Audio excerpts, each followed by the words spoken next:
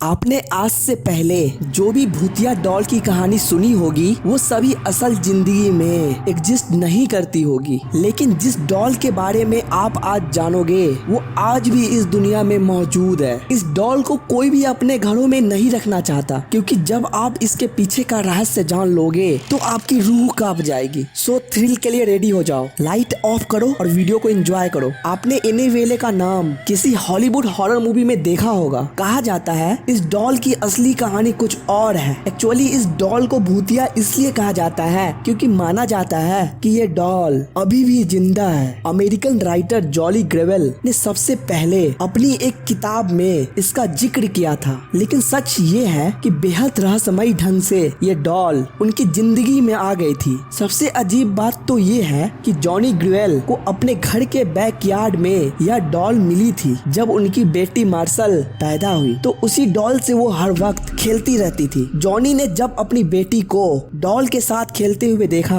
तो उन्हें एक बुक स्टोरी लिखने का आइडिया आया, पर दुख की बात ये थी कि 13 साल की उम्र में मार्शल की मौत हो गई। मार्शल की मौत के बाद जब ये बुक को मार्केट में लाया गया तब उस डॉल का मॉडल भी बुक के कवर पेज पर छापा गया, पर हैरान कर देने वाली बात ये थी कि मार्शल के मौत के बाद असली एनाबेले डॉल जिससे मार्शल खेला करती थी वो अचानक घर से कहीं गायब हो गई। जिस रहस्यमयी ढंग से ये डॉल उस घर में आई थी, ठीक वैसे ही वो वहाँ से लापता हो गई। किसी को नहीं पता था कि वो डॉल कहाँ गई। मार्शल ने उस डॉल के बारे में पता लगाने की काफी कोशिश भी की थी, लेकिन उसका पता नहीं चला। और फिर एक दिन वो डॉल एक एंटीक शॉप में मिला। साल 1970 में एक नर्सिंग स्टूडेंट जिसका नाम था डोना, उसकी माँ ने डोना को ये डॉल गिफ्ट की थी, लेकिन डोना ने डॉल को पाने के बाद उसमें कुछ अजीब चीजें नोटिस की। डोना ने देखा डॉल अपने आप ही पोजीशन चेंज कर रही थी। कभी कभी डोना डॉल को एक रूम में रख के